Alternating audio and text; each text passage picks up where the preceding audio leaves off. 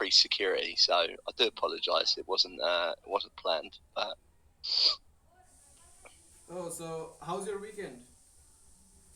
it's been okay so far, buddy. I went to the football last night, so that was fun. And then just had a nice lie-in with my partner this morning. So yeah, really good. How about you? Yeah, my event wasn't that very good if you already so myself. I only managed to get one next interview which will happen in tomorrow at Cool. 11 p.m. So it's kind of a rough Hmm. day for me. So Well, yeah, you know what they say, never ends, right? yeah, struggles never ends. Okay, so shall we begin the interview?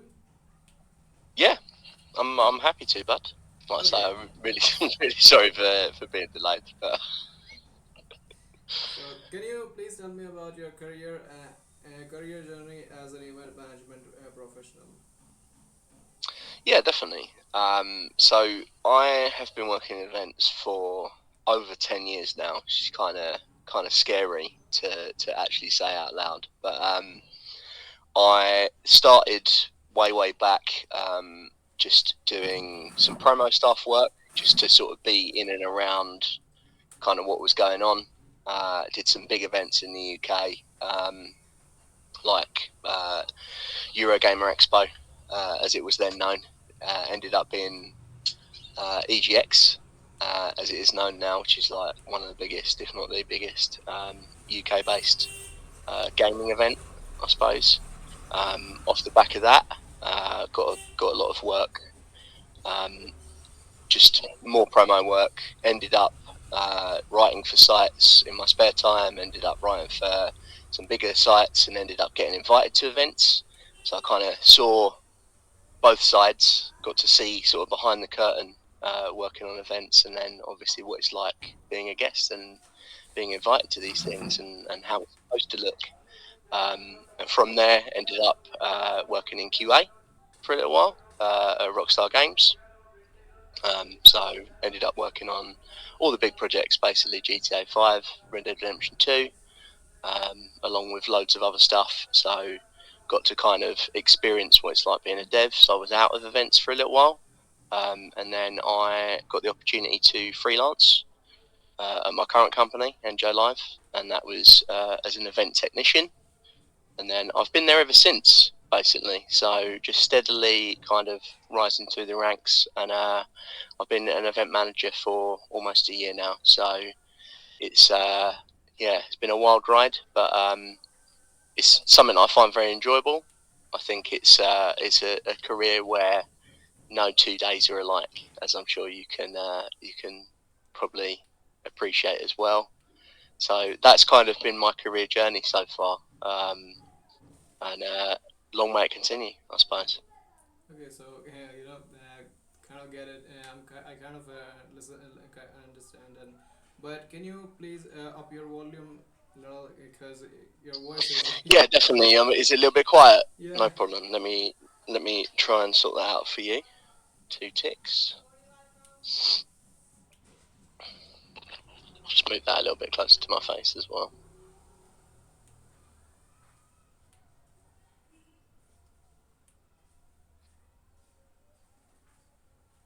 All right, I'm just going to speak for a little bit, just so you can get levels and stuff, Okay, just so you can so tell me if it's any better. All right. now it's kind of better right now. So Okay, great. let's just get to the second question. What are some of the significant events that you have planned and what made them successful? So, as part of a team at NJ Live, we've worked on enormous events. Most recently, we were part of the tech support team for the Call of Duty Modern Warfare 3 launch, and we've worked really closely with Activision for many years. Xbox is a major client of ours, and I've worked on some incredible, enormous Xbox projects, like being on Gamescom teams and being on events in Shanghai for China Joy many years ago. So yeah, lots of big events, and then also lots of kind of more intimate experiences with like press, and especially over the pandemic, we were kind of pioneers of a lot of digital projects and enabling kind of press coverage for a lot of games and IPs over, the internet, just because of lockdowns and things like that. So yeah, lots of massive projects. I think when we're first looking at an event, so I'll just take you through our process. For example, we were at Gamescom, and this year just built a stand, teched it completely, us owning that process. And firstly, I think it's really important to understand a client's needs. Like, what do they hope to achieve from this event? So at Gamescom, you're looking at, heavy footfall. You want as many people as possible moving through the stand, experiencing that, having a good time, getting to kind of get hands on with those new games and those new experiences, and just kind of coming away with a smile on their face.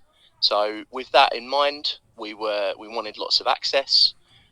Accessibility was a real kind of cornerstone of how we looked at designing that stand, and we wanted, you know, less able guests to be able to experience it just the same as more able-bodied guests. And so I think that's step one for me. Is just look at a client's needs.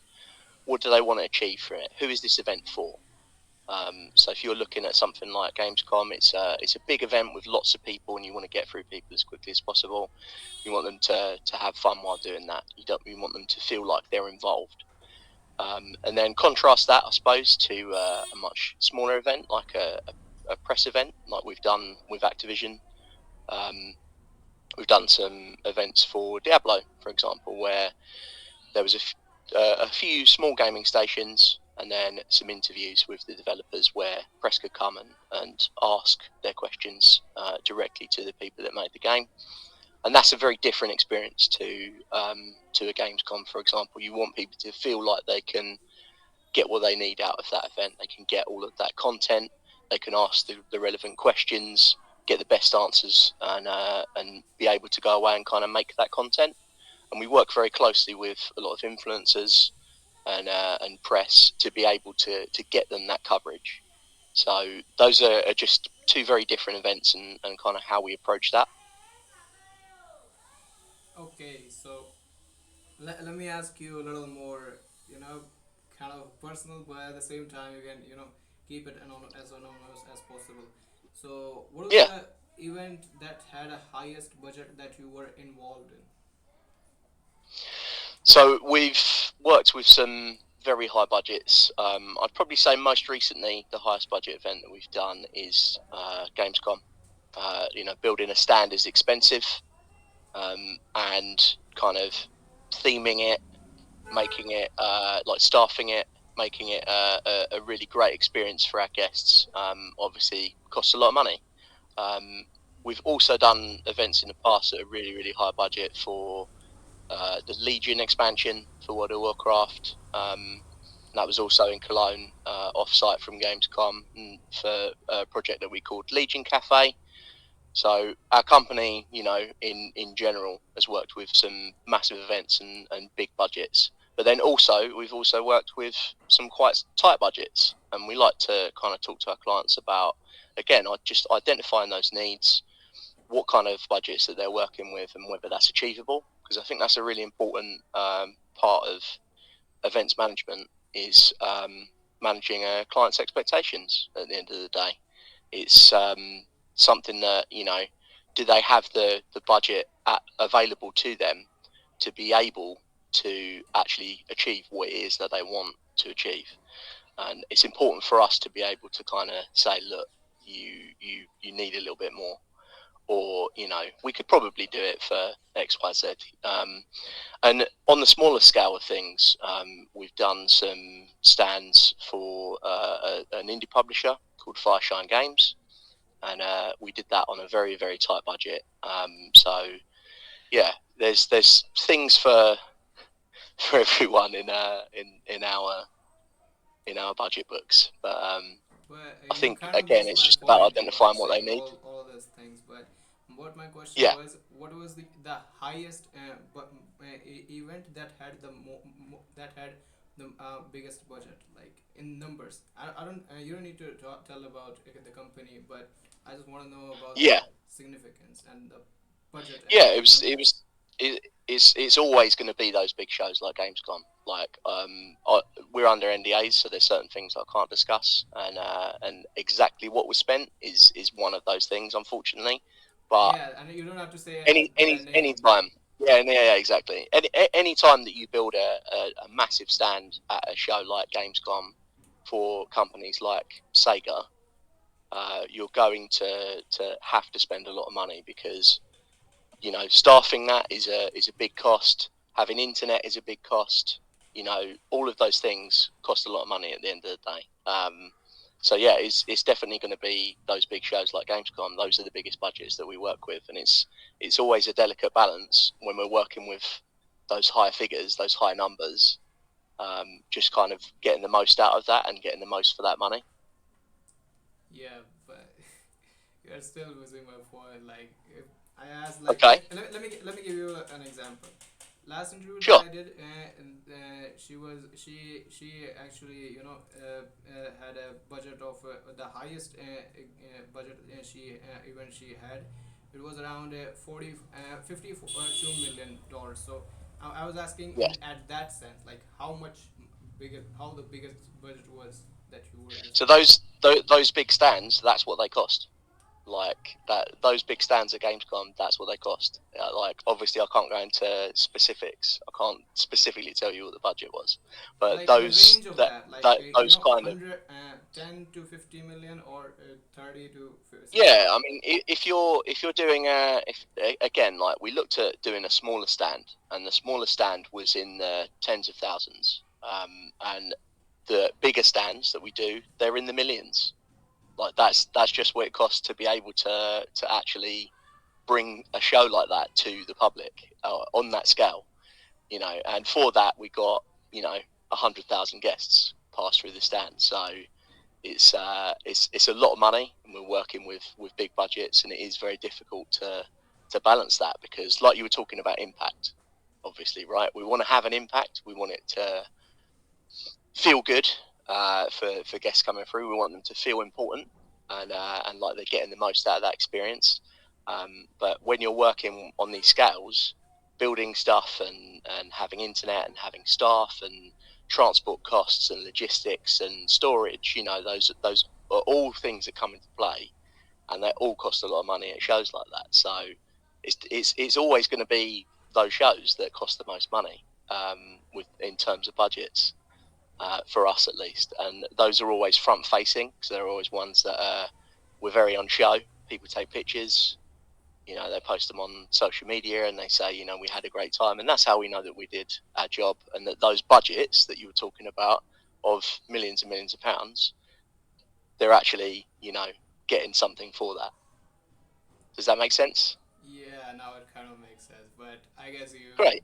don't want to give me an exact range of, but don't I, worry. I mean, I can't. I Yeah, can't. okay, That, like that's I that's understand. just that's just one of the thing. One of the pitfalls of the business is that we work on a lot of top secret projects and we're under a lot of non-disclosure agreements and there's certain things that we can't talk about. So Okay, I'm not going to say the exact figure, but again, to bring a stand that's as big as the biggest publishers at Gamescom, it costs millions. That's it. okay, If you want that and you want to have a presence in the business area as well, you're looking at a couple of mil. That's just how it works. okay. So I was asking about this because I kind of work in an event management industry kind of as well, Yeah. because I have a marketing agency that runs social media ads and handle that social media management and before the event actually begins.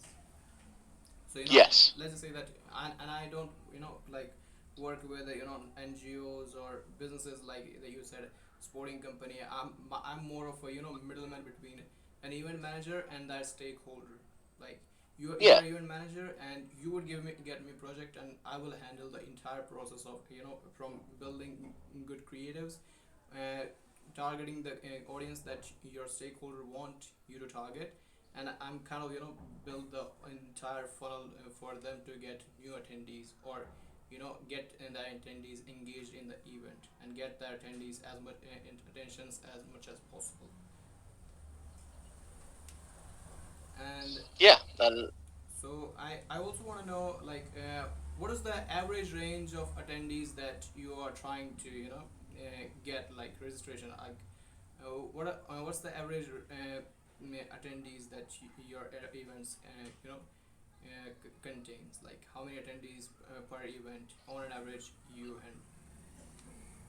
yeah, that's a good question. I think again, just to go back to kind of what I was talking about with the just the range of events that we cover, and the projects that I've been involved in personally have been, from literally 10, 15 people, way up to those big stands where we're getting 100,000 people on the stand wanting to play new games. And I think with ages specifically, it's important again to just identify what ages that the client is kind of looking to identify, right? So, for example, a game like Sonic or Nintendo have been advertising and putting events. I've seen them have the new Mario game, Super Mario Wonder.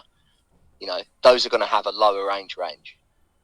Those are going to be targeting the lower range ranges. But then we go right up to kind of more adult focused experiences, maybe more violent games, and those are all 18 plus, obviously. So we're looking at a much older and much more mature audience, and it's important to kind of frame that experience around that.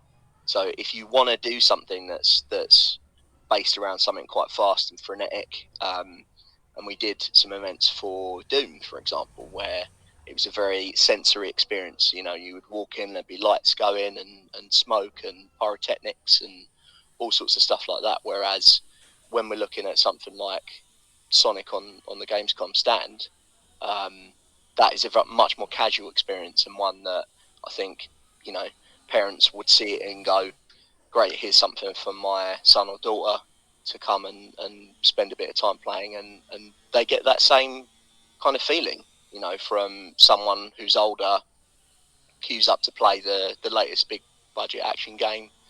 So we cover a whole different age range, but it's always that those initial talks and those initial kind of budgeting conversations around, who is this for?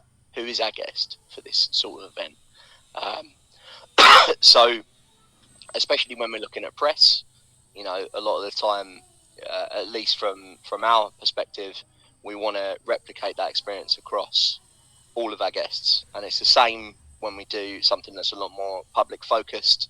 If we've got children on stand, we want to replicate that process right the way through. So those are always really important conversations. But again, it just comes back to having those conversation skills and identifying those initial briefs. Who is it for? What are you looking to achieve from it? And from there, we'll look at how many people we're looking at getting through the doors. And as you know, that's going to inform the whole rest of the event experience. If you're going to have lots of people, it's maybe not going to be as intimate, and it's maybe not going to be as personal. If you've got a smaller event count, maybe 20 people, you've got much more opportunity to kind of tailor that to their needs and make it a lot more personal.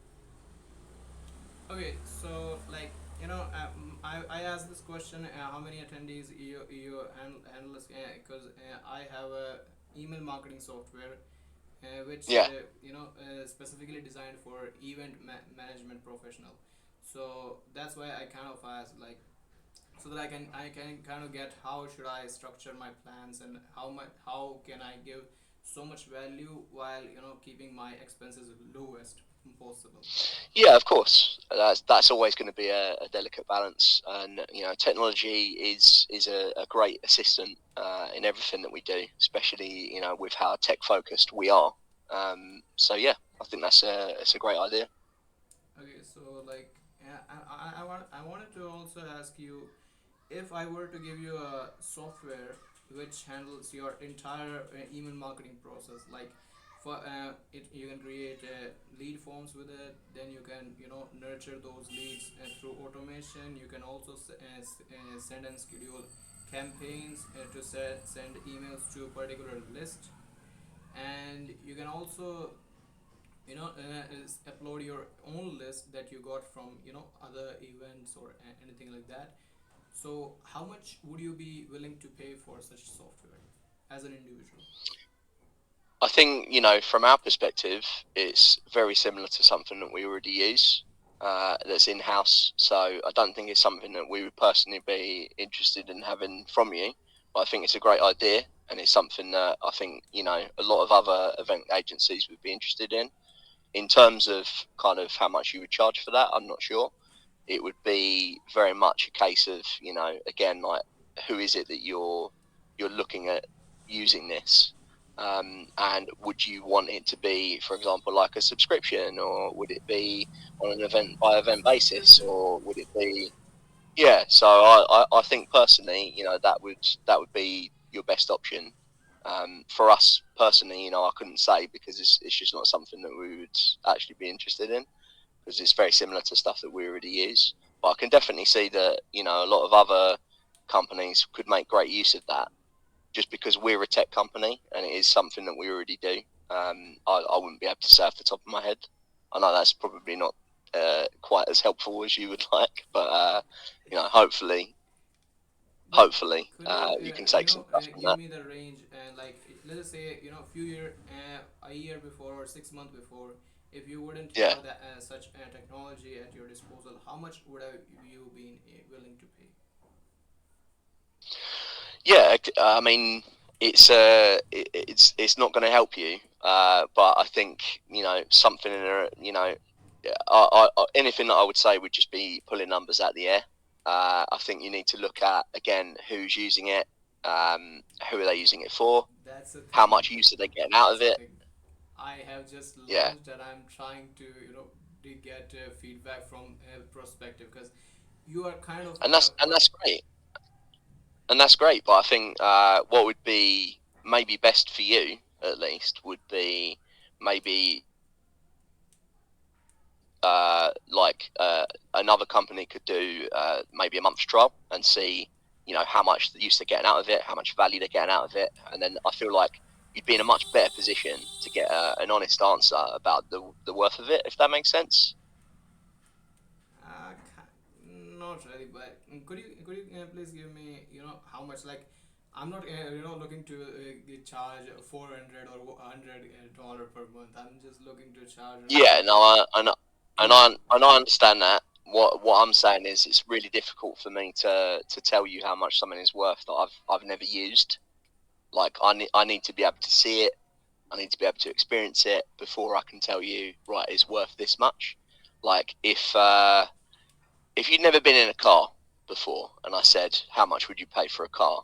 You wouldn't really know how much to say, would you? So from my perspective, it's like, what you need to do is, go to people who have experience using it and can give you that honest feedback and say, maybe you can make improvements here. This part was great. This is how much I think it would be worth paying for. So that for me would be your best indicator of the value of software like that. And I think it would be really helpful for a lot of people. So I think that's a great idea. and okay, I get it what you're trying to say, but last interview Yeah. I did with the other event manager, and she Hmm. said that I should probably charge around $25 per month for such software, because it's not for Okay. big companies. I'm not looking for them, No. but reason is I don't know how many attendees they will get. So Yeah, of course. it can break my system, and it can also piss them off, because they didn't know how much storage capacity I had on my servers. So I was Yeah, of look, and course. that's why I made this specifically for individual event management professional. So she said $25 would be the good starting point for my software. Yeah, again, if that's something that she said that she feels is a good starting point, then I definitely take that as feedback. From where I'm coming from, is again, it's not something I've experienced, so I can't tell you what value something is if I haven't actually seen it. If that makes sense, the um, especially as we are such a tech focused company, and the events that I do are so tech focused, I feel that you know that kind of experience, would be invaluable for you, for other companies to come back to you and say, again, just giving you honest feedback and just saying, this is what I think it's worth. This is this is the sort of the time that it saved me, and then from your perspective, you've got some honest testimonials that you could take to future clients and kind of say, right, we're currently being used by X amount of companies, and they feel it's worth this. So I feel like it's not helpful for you for me to pull a number out of the air and say, yeah, $25 a month is great, because I don't know what it does. I haven't experienced it, and I think especially as an events professional, that's the kind of value that you're after. That's the kind of feedback that you need for software like that, Yeah, and I think that's going to help you. I really do. so and the main reason behind the putting price is actually, I actually wasn't, looking to sell the software to such a large scale. Hmm. The main point of this email marketing software is just to get people on know about my marketing business so that I can, charge more, because $25 per month isn't Yeah, that much it's big. all services, isn't it? Exactly, yeah. It's all services. So I completely understand that. It's another, we would say, like another string to your bow, right? Like, does that make sense? Yeah. It's another service that you can offer in the arsenal. Yeah, so that's the reason why I build the software, so that, it can serve as a lead magnet for my agency. People would use it, then they would see the value in it, then I would fetch my services, and since they already know me, they were more likely to buy my services. So that was kind of my understanding. Yeah, and I think that's great for you. It's all businesses obviously need to be able to they're all looking for multiple services. They're all looking to service as wide a clientele as possible. You've identified the people that you want using that software. You've understand that it's probably not something that's going to roll out on the scale of I don't know, Discord or Google Meet or anything like that. You understand that, so yeah, I think you've identified a need and you filled it. So I think that's great. Okay, so let's move on from my personal problems to actual interview. Okay, so what are some of the biggest challenges you have faced as event planner, and how have you overcome them? I think you'll probably relate that being in the events business every day throws us new challenges. We can come to a site, and you know problems with power, with internet, with all of those sort of basic things that we need to be able to run it in the first place. Things that initially might have seemed fine, um, suddenly aren't. And a huge part of what we do is just fixing those problems, adapting to new challenges, and finding those solutions. So you know, when a client comes to us and they say we want to do a live stream, for example, we want to have like they want to launch a new game and they want to have a new match with influencers come down, and we want to be able to stream it to multiple locations, and we want to we want to be able to reach a widest audience as possible, and we want the influencers to be able to stream it to their platforms. That is really getting into the weeds a little bit and really into the nitty gritty. So I really think like working in events is challenging in general, and it is about kind of identifying those problems early on, We always look to do site visits. If we're doing a physical event, we always look to go down, look at the infrastructure there, what sort of internet is available to us, what sort of power is available to us, and then logistically, how are we actually moving stuff in? We might have big furniture pieces, we might struggle to get into a goods lift. So yeah, it's all about kind of identifying challenges, and we face those every day. Just to name a few, like I mentioned. But at the end of the day, clients are looking to us to provide those solutions, and at the end of the day, if they come back to us and they're happy, then we've solved those problems. So I definitely think it is a challenging career in general, and the fact that any event gets put on, I think, is always a minor miracle.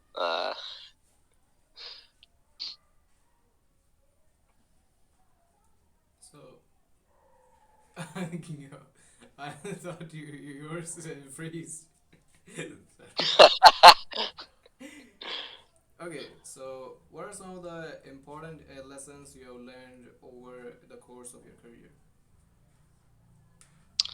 I think growing into like an events professional in general is all about learning every day. Early on, one of my first lessons was just to make sure that I had everything that I needed. I had a little go bag ready at all times that if I was called upon to come down and help out an event, that I would be able to go do that. So just identifying what would make me effective professional, and then good communication skills I think are really important. Being able to talk to people, being able to network and reach out, and and talk to people on a personal level. At the end of the day, not everyone wants to talk about work all the time, right? Yeah. However much we might love our jobs, right, and the industries that we work in. So I think I always approach any event in a way of take notes, reevaluate things that could have been better and we could have improved upon, and we're always looking to do that. So looking at a big event like Gamescom, it might be like how could we improve the queuing, for example, and make it a more comfortable experience for people? How could we help people more, access more people and get more guests on the stand to be able to experience those games and those titles, and not just the actual standing there and playing stuff, but getting a picture with Sonic, or buying the new Lego kits or anything like that. So we're always looking to evaluate events and learn from that and move forward. I think it's really important just to take notes and to talk to people. Always try and talk to guests on our stands. Always try and talk to guests at our more private and more intimate events about what they enjoyed, and putting on a spread of food obviously is like, we want to cater to as wide a people as possible. So we want to make sure that meat eaters are catered for, the vegans are catered for, the vegetarians are catered for. It's all about that kind of utilitarian philosophy of the most good for the most people. So it's really important, I think, to just talk to people and find out how they feel.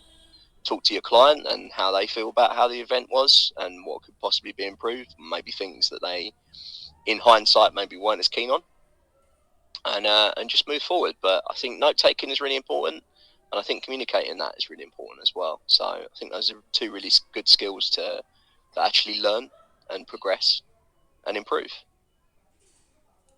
Okay, so now let's come to the advice section. What advice would you give to someone who is new to event management? I think it's there's a lot of overlap, I think, but always be looking for feedback. I think it's really important.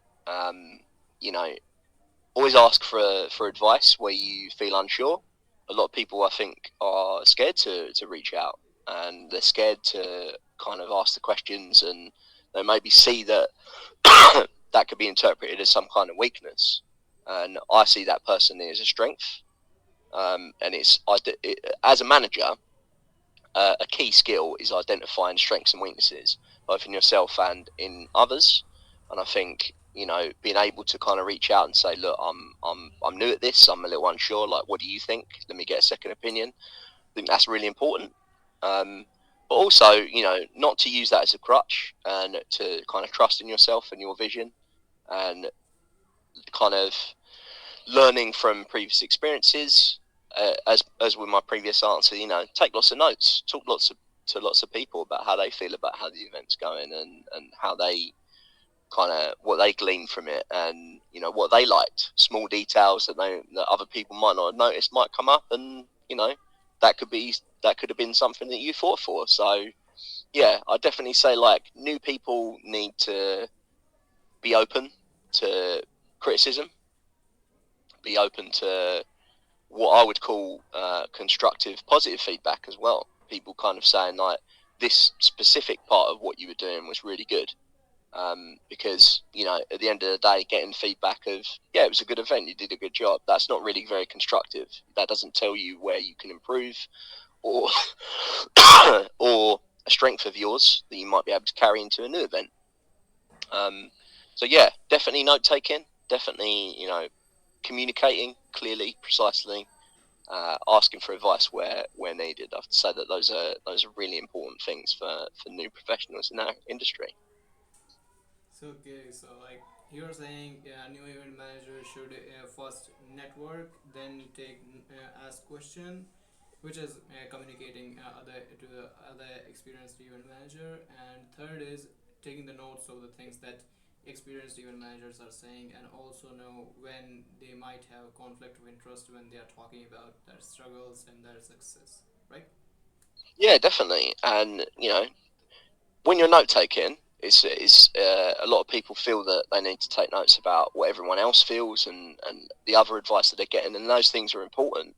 But it's also just an important headspace for yourself. You know, a lot of people find it really helpful for, you know, what you might call journaling, and just kind of writing down your thoughts and your feelings and your experiences throughout that process. You know, if a client reacts well to kind of an approach that you've taken, then make a note of that. You know, it's a key space for you to be able to learn and move forward. Okay, so like cause like I said, I'm not very a former or ex event manager. But I've always been fascinated by this industry ever since my childhood, but I never really you know brave enough to get into actual event management profession, because I kind of felt like it's not something for me, because my other skills would compensate to this industry more than just me being a new event manager. So that was kind of my philosophy, and that's why I first read quite a few books about event management. Then I started reaching out to the people like you who are experienced in the industry, and then I kind of had the idea like, why shouldn't I just take interviews of people like you, and share your experience to the new event managers, those who might be looking for the same advice as I'm looking. So that's the kind of the whole point of this series that I'm creating, Event Insiders. I think it's a great idea. You know, it's like yourself. You know, it was always something that I enjoyed from a young age as well. And you know, specifically, you know, the events that we do and the events that I'm mostly working in are games or tech focused, and but I do feel that you can take a lot of, a lot of information about these events and apply it to, say, something that's less techy, you know, something that's not quite as tech focused or games focused. And the sorts of events that I always used to want to go to were games events. You know, I always loved going to those massive shows and getting to play all the new games before they were out. And you know, I always wanted to work within that games industry. And honestly, I kind of fell into what I do now, where I ended up freelancing. It was an opportunity that came up that I just embraced with both hands. And a lot of people feel, you know, maybe like yourself, that, you know, they don't they don't have the experience to break into that industry in the first place. And what I would say is, like, there's a lot of transferable skills. We've we've got a logistics department, so people who've had a lot of experience working in warehouses or factories or anything like that, you have transferable skills. You know, being able to focus on logistics is just as important, because we need to be able to rely on things arriving when we need them to, and on time, and having everything there. That's a key skill for someone in this industry. So I would say, like, I've had people approach me and kind of say, like, oh, I'd never be able to break into that, and I'm just like, well, you've got skills. There's a lot of soft skills that I think are really important, and I keep talking about communication, but that is one of them. We look for, especially when we're looking for freelancers, we're looking for new people, we look for their ability to interact with people, their communication skills, interpersonal skills. Those are really important. I think being able to talk to a client on their level, and you know ask maybe the harder questions, manage those expectations. Those are tricky scenarios to be in. So at the end of the day, we're very much a cog in a larger machine, and we're looking for an outcome. And I think where people like you and myself, come into it is, it's an industry that we love, and it's a career, I think, that we get a lot of personal satisfaction from.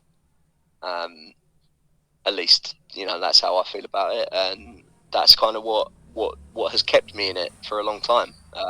Because that opportunity came up, and I just took it. So, and here I am. Okay. So, what are some of the most essential skills and qualities for planner to possess? I think I keep banging on about it, but it's really important to be an effective communicator. It's really important for people to be able to communicate effectively with their teams, just to get the most out of them. It's really important to be able to talk to clients, identify their needs early on, and be able to keep feeding back to them, and getting that feedback, and adjusting. I think another key skill is, everyone needs to kind of leave their egos at the door. It could be that you've really fought hard for an idea to be involved in an event, and it just doesn't work out. Maybe the client doesn't like it. Maybe there's no budget for it. Maybe it just doesn't fit. And it's really important, I think, to be able to just kind of discard those ideas, and not feel so personally attached to it. Sometimes it can be really difficult, I think, especially when you've been working on a project for a long time, and maybe some of those elements fall away. But there's always something new that you can come back with. There's always something new that you can come back and bring to the table. So I think that is also something really important. We've already talked, obviously, about note taking and feedback, and just being in the moment, being able to kind of focus on tasks, and be able to identify yourself what you feel was good and what was bad, and what could be improved upon in that regard.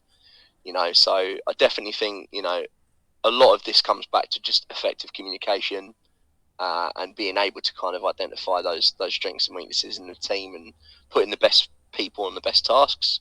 Because you might have a quite a diverse team with different sets of skills, and it's really important to be able to kind of lead from the front in that regard. And I just think it's it's something that you'll find out even 10 years down the line, of actually, no, that's a really important skill. You want to always be learning stuff. You want to always be focused on the next project, and just kind of, again, feedback. I just think that's really important. Feeding back to your team post event, is just as important as getting feedback yourself.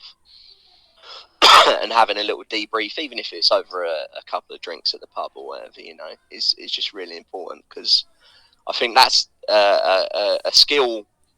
I think that is really important with communication, but also I always feel that after an event, it's really important just to take some time to de-stress and unwind, and just talk about something else effectively with the rest of your team and just have a good time. So those are what I would say are skills that I personally really value and that I'm trying to work on every day. Okay, so how can a new event planner network and build relationship with other professional in the industry? I think, especially when we're at larger events, it's really easy to bump into people who are doing exactly what you're doing, and it's always great to be able to network in that regard. A lot of people kind of go to the pub to unwind, but I think it's just as important. There's just as many people who don't drink who would much rather a more quiet environment, and it's important to be able to kind of find those spaces too, and they're just as important for networking, I think. But anyone who's good at networking, they're going to have good communication skills. At the end of the day, they're going to be able to talk to people on their level. They're going to be able to take an interest in their lives. And I've made some really good friends, some of my best friends in this industry, and over the time that I've been working in it. And I think it's only natural at the end of the day that you will gravitate towards certain individuals, and you'll want to see more of them.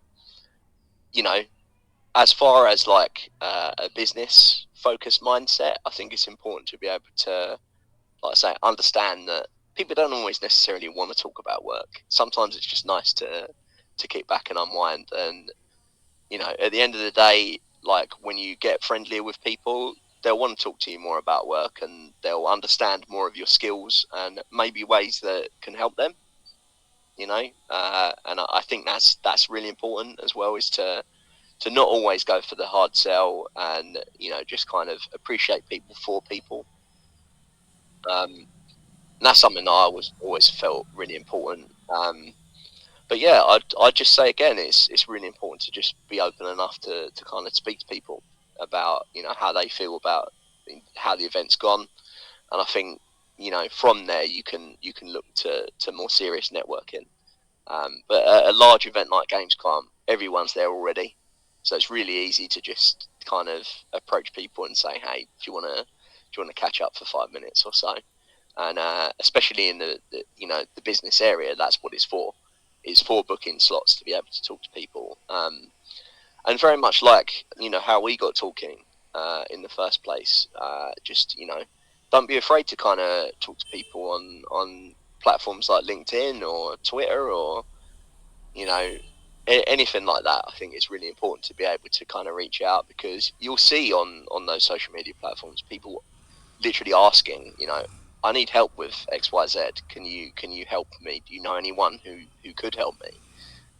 So yeah, I think it's just really important to just have an open mind and an open heart, and just to be able to just come over and talk to people on their level. Yeah. Yeah, okay. Like, whenever I read out do outreach, my from my experience, I've been doing that for like 1.5 week, and so whenever I talk to most people, are willing to help me, help, willing to answer my questions. But the moment I send the next message about I want to interview you and for my series, they kind of ghost. Yeah. And another thing is, that will happen. You'll be talking to a client, the thread goes dead. Like, it does happen, and I think again it's important to not take it quite so personally. It can be really hard to, but I think what you're doing at the end of the day is important, because I think you know I was looking around for these sorts of resources, and I found it quite difficult actually to find a lot of helpful resources when I was starting out. So I think what you're doing is really important. So I always want to try and help people where I can. I always want to talk to new people, and for this to be very much like a two-way conversation, which I definitely think it is. So I'm learning and you're learning, and that's very much an attitude I think that people need in an everyday environment in the events industry. It can be really stressful. It can be a really stressful industry to work in. But I think it's important to realise that, you know, sometimes you are going to get ghosted at the end of the day, and it's not necessarily anything of that you've done.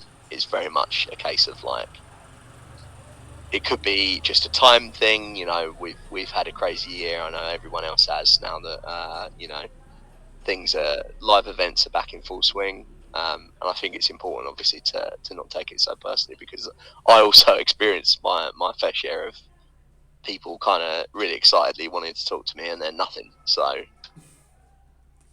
Yeah, so like, yeah, like I don't really take things, personally, because if somebody doesn't want to come on my show, but they wanted to help me, I would still appreciate, but kind of feel bad for not getting an interview out of them, it's because look, we're only humans at the end of the day, and any time that something like that happens, and especially because it could be someone that you're really excited to speak to at the end of the day, right? And I'm speaking from personal experience. You know, that has happened to me, and I've been like, yes, this is going to be great. I'm going to really enjoy this, and then, you know, it doesn't work out. Um, but I'll go back to, you know, like I say, the advice that I gave, where, you know, you kind of sometimes need to not be quite so take things so personally, and that extends to kind of ideas and events that we want to put on. So I definitely think, you know, it's an important skill for people to be able to focus on that. So it's great to hear that obviously you're not taking it so personally, but yeah, I totally understand it. It can hurt, you know. okay, so let's get back to our intro, because it's just a template. It's a template, and the other things that I'm Yeah, yeah, asking is like a casual conversation. I don't want to make it like media, a news channel like intro. What do you have? What have you faced? What have you learned? What have you yeah, done? yeah. It doesn't make sense. So, what resources and tool would you recommend to new event planners? I think there's no kind of catch-all. I think it's where my kind of advice of, you know, take notes and don't be afraid to speak to people about, you know, new software and new ways of automating certain things. Obviously, a lot of companies are looking really heavily at AI at the moment for automation and stuff like that. And for us personally, you know, I don't think it works on an everyday basis. I think people want that personal touch with us. But for other companies, it definitely is something that they can utilize. So there's no real sort of catch-all. What I would say is, you know, there's a lot of software out there like Monday.com, which is really helpful just for streamlining and working in teams. You know, it's about effectively communicating between yourselves, and however best that be it, you know, a lot of particularly games industry professionals are using Slack now, and that's not something that, again, I feel is particularly helpful for us. So, you know, we're very much on the Microsoft uh, kind of infrastructure, and we use Teams to communicate, and that works for us. But again, it's about kind of always looking for problems and solutions, and if there's a piece of software out there, you know, that can help out, then it's about being open to trying it. We use Miro a lot as well, um, which is really helpful for us when we're working with people that are, you know, other teams that are maybe like in even other countries. Um, so yeah, I think again it's not super helpful, but you know, another event professional might have a different day to day to someone who works in a more tech focused business. But those communication skills are still really important. I think it's important to be open enough to identify that problem and say, look, here's something that can help us. And at the end of the day, it's time, isn't it? If you can save a bit of time, then that's time that you can spend doing other stuff. You can spend doing other work related things, or, you know, even just like getting a better work life balance. I think is important, and, you know, just identifying those problems and going out there and looking for solutions. Because back when the pandemic struck, we didn't feel that there were enough options out there to do what we wanted to do. And so we talked to a lot of our clients about their needs. We did a lot of stuff with, Discord and, um, managing a Discord server, for example, is a really, key skill. And being able to kind of communicate effectively, but also to be able to have a place where you can run a digital event is a great jumping off point. But we were getting a lot of feedback from clients, and so we built our own kind of infrastructure to be able to host digital events based on that feedback. So yeah, there's no kind of list of essentials I'd say that would really sort of transcend right across the industry. But I definitely think there are things that help certain individuals out. We find Monday.com really helpful, and we've got our own kind of way of automating a lot of our day to day as well. So I definitely think, again, take notes, identify those issues early on, and go out there and talk to other people in a similar sort of position and say, what, we've got this issue. How have you, surely that's something that's affecting you. How can we learn from that? What's your advice? Okay, so I talked to other people before. Mm. They didn't really give me the interview, but I kind of got the sauce that they were. So basically, what I would personally suggest to the new event manager is you have a project management software, and for specifically events, it is kind of comes down to Cvent, CVENT. Most of the event management agency uses that, but it is also expensive. Second of all, it doesn't really show you the price, so you first have to contact them and get to know the pricing, which is kind of Yeah, difficult. I would say, because you wouldn't be able to determine how much budget would you need for that software. So well, that's one thing. If you don't have a high budget, then I would say go for other project management software. Second of all, if you are doing a mega event which will have on thousands of attendees, you would need a funnel, which basically mean finding people, then getting them into your list, then nurture them to get them on your event, so that your show up rate would increase.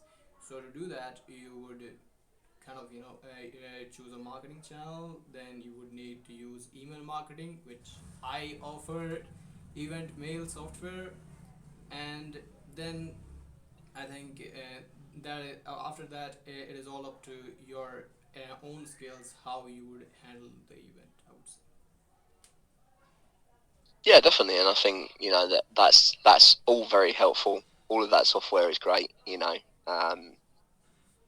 It's definitely, as you mentioned, a lot of companies work in that way.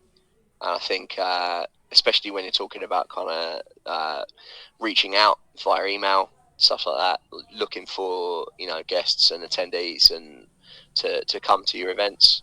I think it's maybe less helpful, say, for something that's a little bit more curated, and it's not a weakness for it. It's just a different sort of event. So that's why I kind of feel, again, it's just really important to take notes and identify those issues, and look for those solutions, and look at the software that's available, very much like all the ones that you suggested. So yeah, I definitely think, for me, I don't think that there's a catch all. There's anything that kind of works right across the event industry, but there shouldn't be. I don't think, just because the events is such a broad spectrum of leisure activities at the end of the day, right? It's a broad spectrum of the hospitality industry at large. So that's kind of something that I definitely enjoy about it. But it's also something that makes every day different and challenging, and it's about just finding the solutions to those challenges. So yeah. Okay, so now let's come to the main, my personal favorite section, which is marketing. How do you market the event that you are responsible for? I think again, it just really depends on the sort of event that we're doing. So something like most of the clients that we've worked with, you know, they would be responsible for that, and it's very much a case of like if we're doing something like a Gamescom, it would be you know, Gamescom themselves advertise. It's a very specific sort of guest that would come to an event like that. Very much someone like me. Um, if we're doing something smaller and more intimate, then there'll be a guest list available, and it will be very much a case of someone working with the client as an influencer relations manager. And there's lots of great companies that we've worked with out there that specialize in that and have lists of people that they work with very closely. If you're looking at a specific sort of game, uh, then it's a very much a case of identifying, you know, that influencer that can really, firstly, get the best footage and just make it look great and talk about it at length and in detail and using the correct terminology. You know, all of that stuff is marketing. We're not as focused on marketing it to, you know, attendees, for example, because again, the kinds of events that we work with just aren't those kinds of events. We'll see on social media that our client will post that, you know, we're going to be at X event if it's something massive like a TwitchCon or a Gamescom or an EGX or Paris Games Week or China Joy or, you know, any of those massive shows worldwide. And on the smaller end, as I say, it's a lot more about kind of finding the right guests.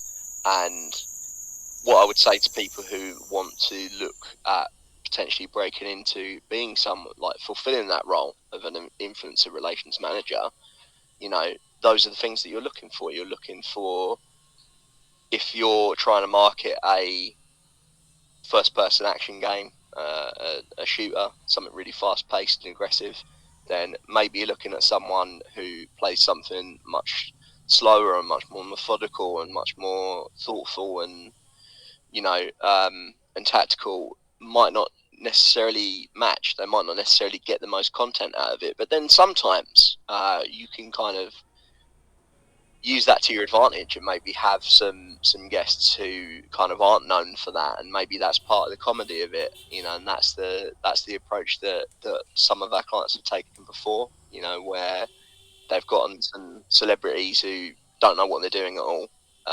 and that's part of the fun of it. So the idea, and I think the great thing about games is that, you know, at the end of the day, it's supposed to be fun. It's supposed to be something that people do in their spare time for fun, and it's not really always about being the twitchiest shooter of all time and getting the best scores. But as long as people are enjoying themselves, then that's what's important, I think. And for myself, I get a lot of personal satisfaction seeing people just out there and enjoying themselves at our events. So yeah, I definitely think that's it. Okay, so what are some of the most effective marketing strategies for event planners? So I think when you're looking for, again, like who's going to come to an event, it's really important to, again, we just first identify who's this event for. What is the client looking to achieve from this event? So if it's something that's ticketed, then, you know, we're looking for a very specific type of guest. And I mentioned earlier, obviously, how broad a lot of this can be, with, you know, more family focused, family orientated games, and there's a huge market for that. And companies like Outright Games, for example, make amazing, you know, games for small children. And then moving up, you've got great games like Sonic and, you know, the Nintendo output for Mario, and, you know, those kinds of games are for younger people as well. But it's also important to recognise that the people that uh, the people that would enjoy it are mostly the parents in those sorts of situations. So you're looking for an experience that maybe the parent would enjoy playing along with their small child or something. So it's important to make sure that there's something there to keep those people entertained. So right there, we've identified a guest for a specific sort of event. So I think that's the most important thing.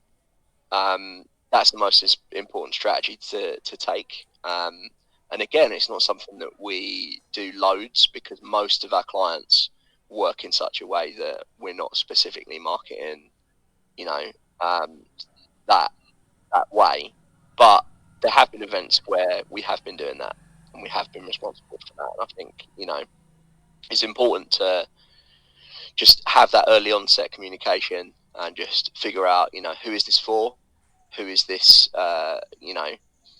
who is our ideal guest for an event like this? And for example, a few years ago, one of our teams was responsible for organising for QuakeCon in Europe, which was in London. We did it over at Printworks, and it was a great success. And it was mostly uh, more older focused gamers that were the prime target for that.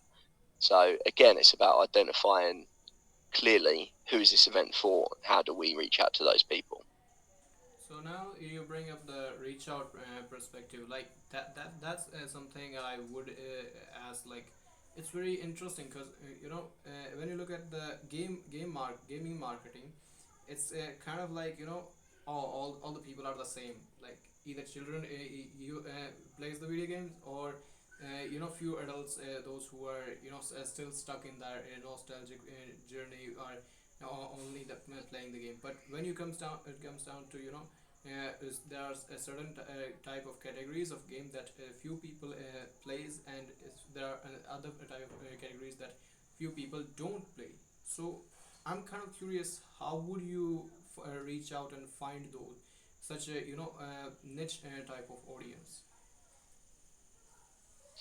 Yeah, it's like as you mentioned, a lot of the time, we are looking at specific guests. We're looking at a specific type of guest. So if we're doing so, for example, something big like QuakeCon, and again, like mostly our clients deal with actually marketing the event or inviting guests and things like that. So it's not something that we deal with loads. Um, where we're coming from in that regard is for a press event, for example, it wouldn't be something where you would need to potentially reach out too much. There might be some specific publications, for example, that you might want there for all sorts of reasons, for coverage reasons, get the most out of it. It might be something that aligns with the kind of games and experiences that they've covered before. Um, they'll handle that. So it's not quite as much of an issue, I think, in our industry for reaching out in that way. Uh, Again, when we're at the larger events like a Gamescom, or when we're doing like a TwitchCon or something like that, those are ticketed events that the outreach is handled, and it's not something that we really have to cover or worry about. So we can just focus on this is the sort of person that would be coming, and this is the sort of experience that we want them to have. So it's not quite something that we're as focused on personally.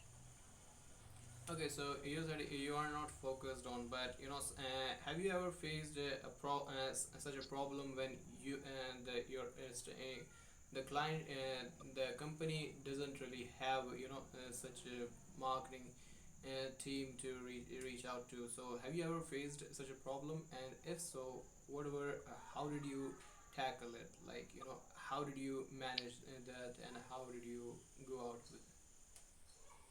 I think again, it's important to if you've identified that as an issue early on, and it's something that again like that we don't necessarily deal with as much.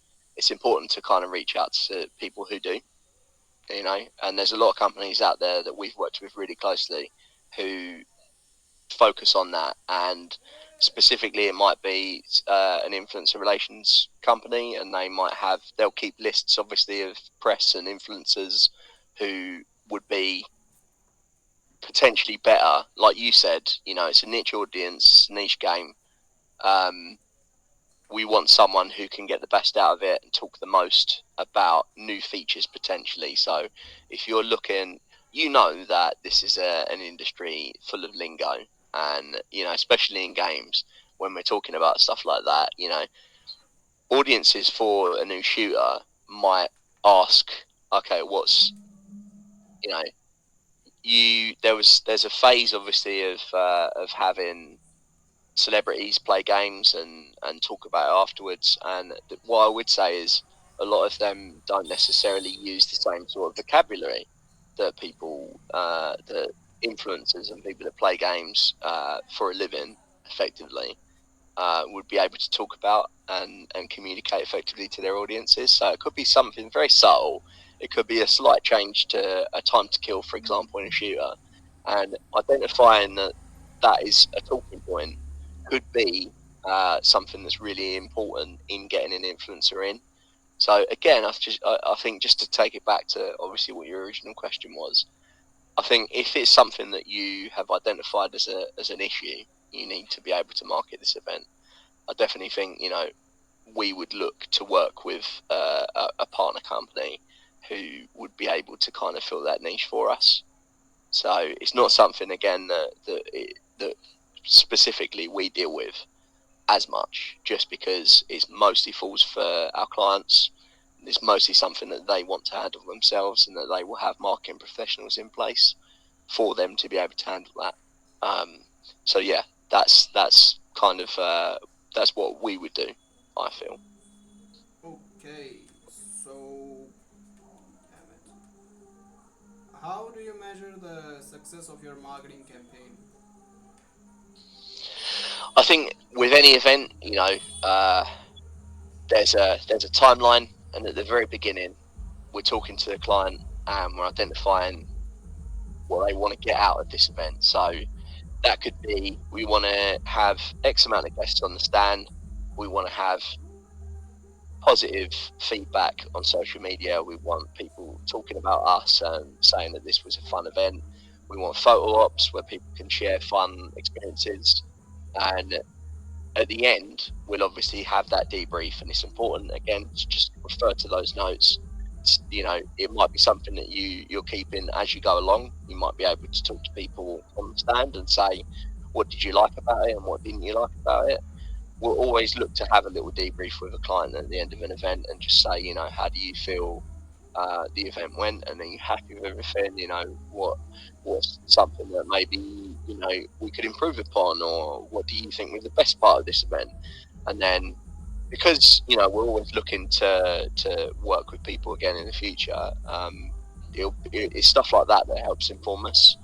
So that's again why I just think note taking is just such an important skill in this industry, and effective communication, and just being able to kind of talk to clients about their honest opinions. And our clients are always honest with us at the end of the day. You'll always hear if someone's unhappy about something, and it's about how we react to that in the moment, and how we kind of keep everyone happy.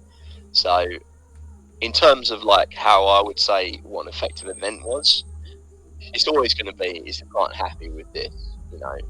And I always get an immense personal satisfaction just seeing our guests enjoying themselves, and especially when it's something where you might have worked very closely on a photo op, for example, and you see people talking about it on social media. Or I remember being on a bus once and someone was talking about an event that I had done.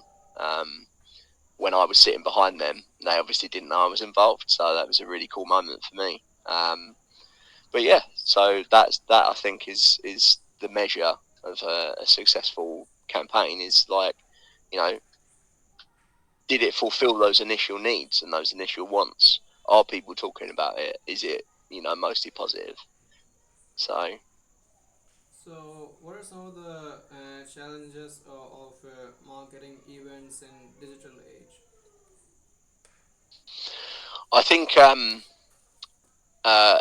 in the post-pandemic world, we've gone from and I'll speak for just our personal experience, I suppose, but we've gone from doing overwhelmingly digital events back to live events again. And we're talking to all our clients about how we can help them out in a hybrid future where we can do a live event, and integrate some of those cool kind of digital assets and those digital platforms, so that we can get a further reach. Because there's always going to be people, obviously, who can't travel for an event, for example, or they're not available, and they might be able to just squeeze it in. And I think we got great feedback over the pandemic with our digital events from people who said, it enabled them to drop their kids off at school, for example, and still be available and still be able to work and experience those events. I think every event that we approach has different challenges. Um, the internet obviously is continuing to just be a huge part of our everyday lives, in the marketing space and in the event space. And I think that's not going to change. So for ourselves, every event is a challenge, and it's about how we kind of adapt to those challenges, find solutions, and for us at least, it's about kind of utilizing the best of those digital assets and those digital platforms, because again, a key part of what we do is, especially with more sort of public focused stuff, is we want people to talk about it. We want people to use those digital assets and to share stuff on social media and to talk about it and get hyped, get excited. And that's the kind of measure, I think, of how we succeed in a digital age, is just kind of identifying what we can utilize, and of course always going back to talking to a client and saying, what do you want people to see of this? How do you want to frame the conversation? And then for us, we go away and try and do our best to kind of to achieve that, you know. And it could be as simple as a conversation around a photo op, or it could be as more complicated as, do we have competitions, or sharing hashtags, or are we wanting to theme a booth at a stand so that the stand is really center stage, and the photo op, and really kind of framing that conversation in itself. So yeah, but it's very important, obviously, to just talk to the clients and just have an honest conversation with them about what they want from it, and everything else kind of falls into place around that. Okay, so now that and that was the last question in the marketing session. So I wanted to ask you, like, you yeah, handle many events in your event management journey. So I want to ask you, let's say I'm a new marketing professional, and I want to work for marketing event management agencies. So how do I make my offer? Like, what should I say? Like, I'm a marketing agency, I work for event management agency. It's kind of too generic. What kind of wording or lingo should I use? Like, I'm gonna get you more registrants. I'm gonna get you more, attendees. I'm gonna get you more guests. I'm gonna help you increase your ROI. Like, how do I word it in a way and with a quantifying way, like, so people would understand, like, yeah, this stuff is for me. I think it's obviously really important to,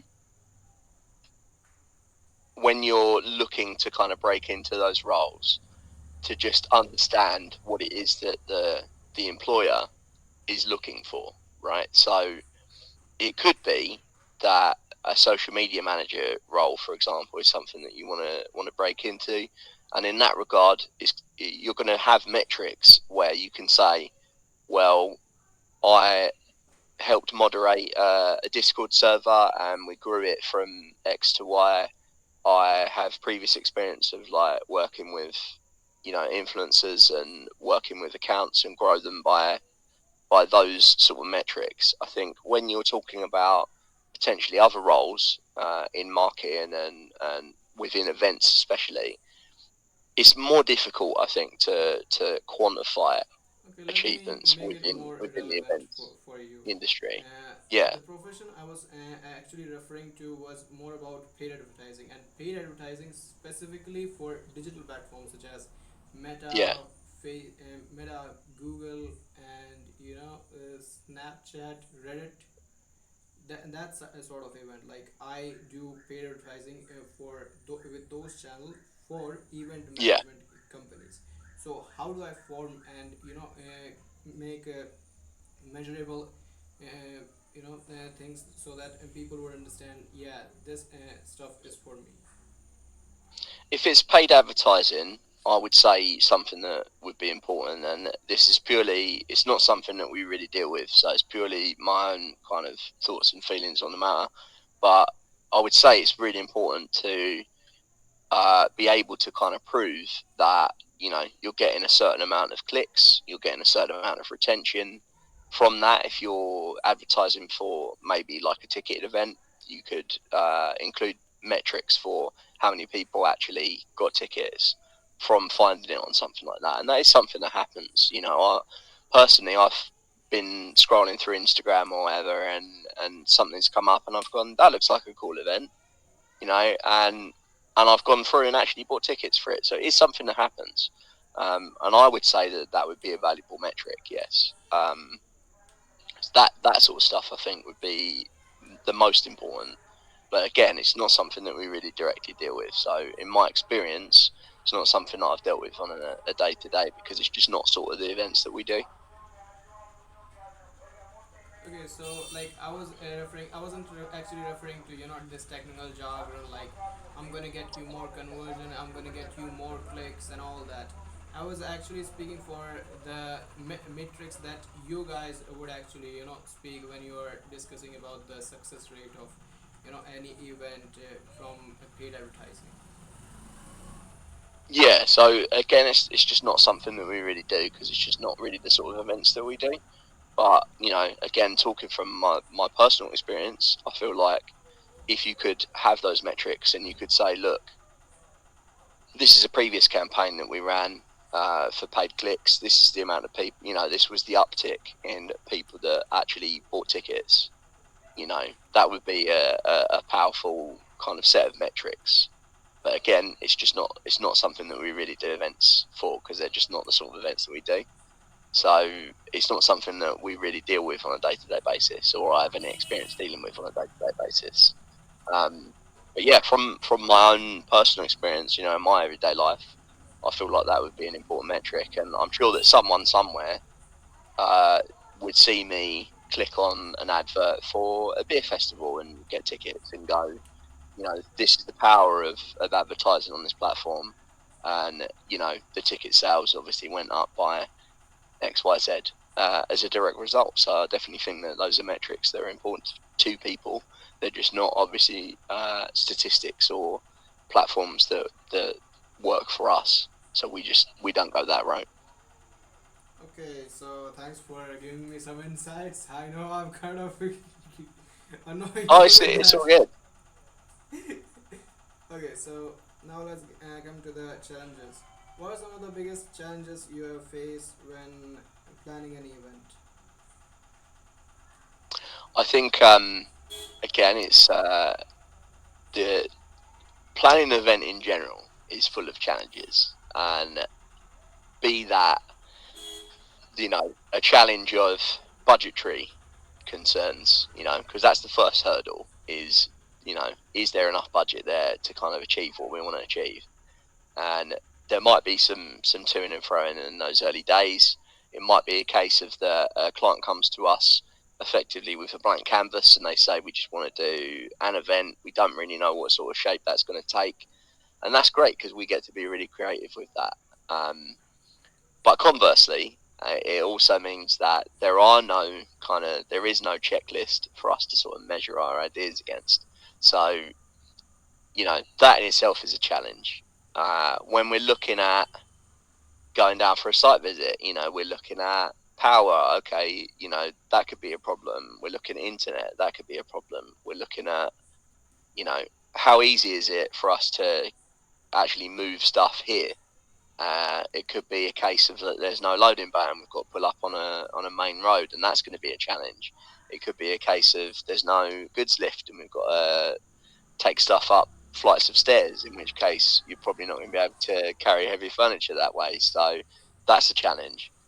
During the event, we often have challenges. Maybe the internet goes down, and that could be a huge problem. It might be that a client's really keen on, for example, setting up private matches, and just having an open event where people can just come in and sit down. But then that in itself is a challenge, because are you going to have enough people for it to be a fun experience? And that is something that you need to be able to communicate effectively and identify that as a potential issue, and maybe come back with. So we are problem solvers at the end of the day, and from a client coming to us and saying, we want to do an event, right through to us packing up and leaving, there are always going to be challenges, and it's about how we kind of approach that. But being an effective problem solver is such a key skill within being an event manager.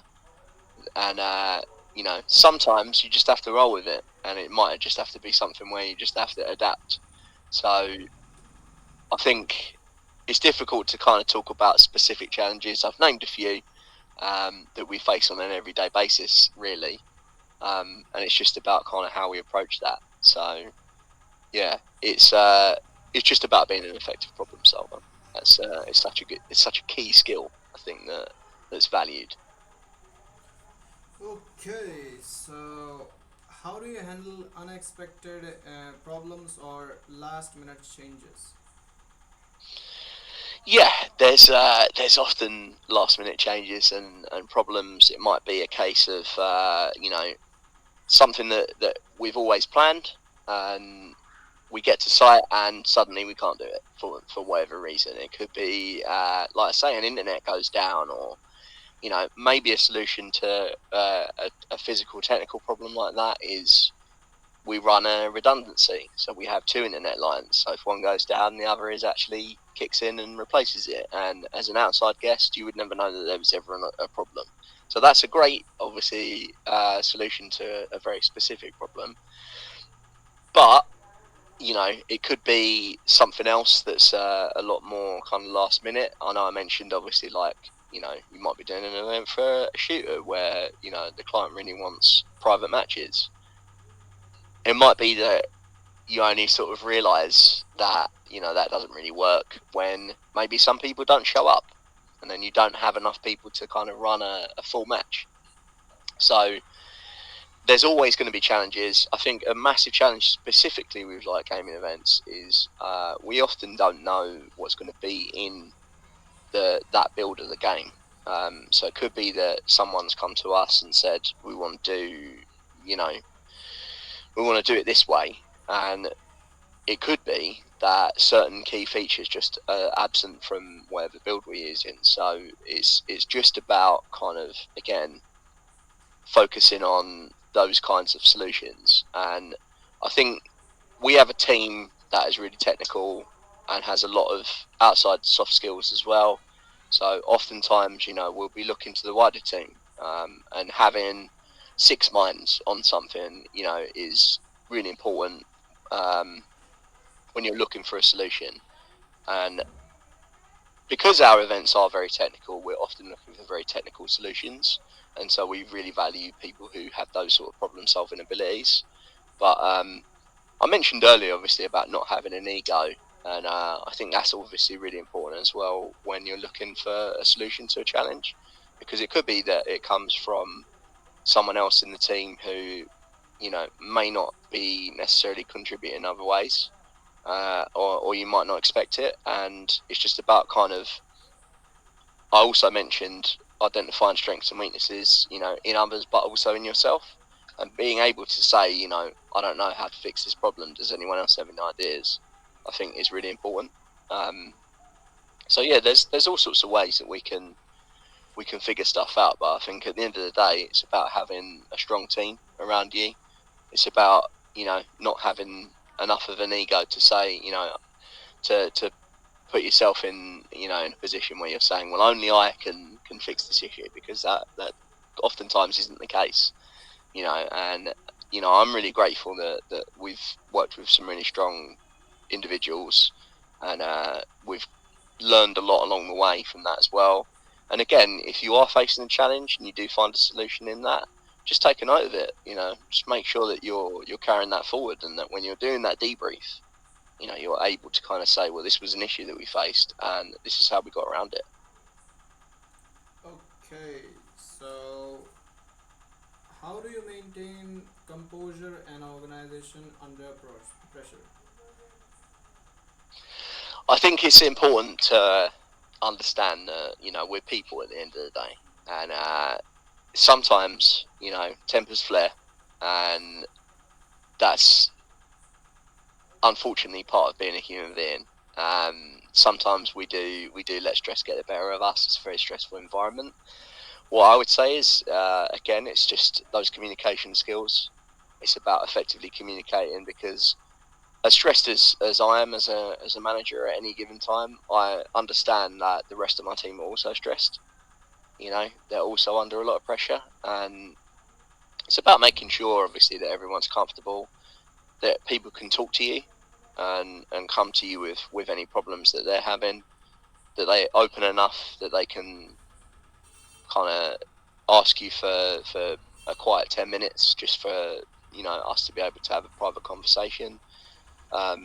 If people are really stressed out, it's important to be able to just look after them and cover them. And mental health is really important at the end of the day. And if people aren't happy, then you're not going to get the best out of them. And I mentioned at the very, very beginning of our conversation that it's important just to take some time for yourself after an event. It's important just to de-stress, just to unwind. Some people, like I say, just want to go to the pub with a couple of people and just relax, just sit down, have a couple of drinks, talk about something else, enjoy themselves. Other people might want just some solitude, and it's important to understand that, again, different solutions for different people, because different people will handle stress in their own ways. It's important, I think, to understand that this is a stressful industry in the first place, and sometimes people do slip up. It's never intentional. It's never. It's important for us to always be respectful of one another, and to be able to kind of to right those wrongs where they do happen, and to be able to again just apologise for anything that has gone wrong.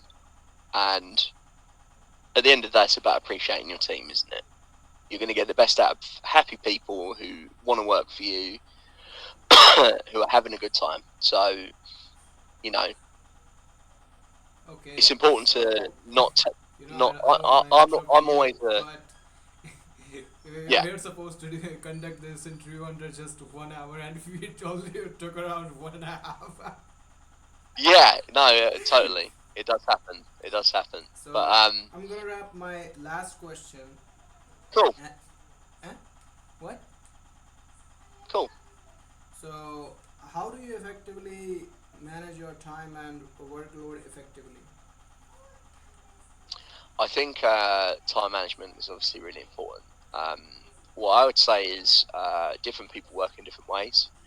Personally, how I approach my time management skills is I'll make a list of everything that I want to get done that day, and I'll order it in importance. So there's stuff that I definitely need to get done today. I'll focus on that first. I think it's always important to understand that you're going to get curveballs in any given day. You're going to get an urgent email come through and say, we really need your help on this one. And it's important that you allow yourself the time to be able to get that done, as well as other stuff. But at the end of the day, I think it's difficult to kind of say, for myself at least, that I can fit everything into a 9 to 5 day. So I think time management skills are really important. But not only that, but I think it's important to that clients feel respected, and that team members feel respected, and that you make time for them as well.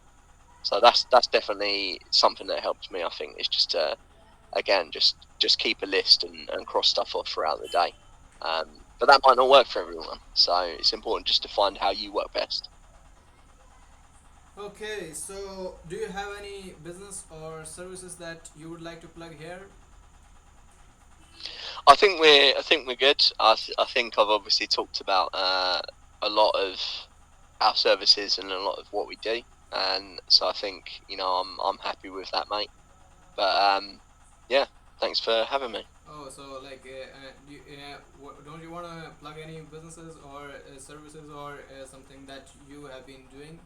Like, it's a two-way platform. I'm not just trying to promote myself and build my authority. Of I'm course, yeah, no, yeah, I understand. understand that. I understand that. I think where we're at. I think I'm fine with. I've discussed obviously a lot of our services and a lot of what we do. So I think I'm happy for that to speak for itself. I don't really feel the need to kind of plug stuff. But yeah, I appreciate you taking the time and speaking to me. Okay, so now let me plug my services. I'm a Yeah, marketing go for it. agency owner, and I run event management marketing agency. So if you're having problem with your events, then contact me. I'm gonna market it to get you more attendees and more guests. I I definitely will. also have a marketing software which are designed for event managers. So if you are kind of stuck how to nurture your attendees list, you can use that my software called Event Mail. It is free, and it also has $25 paid plan per month, or you can buy yearly plan for 250 rupees yearly, and you will get 70 thousands of subscriber list. So yeah, so thanks a lot for coming to the show, and hope you have a nice weekend. Thanks a lot, man. You too.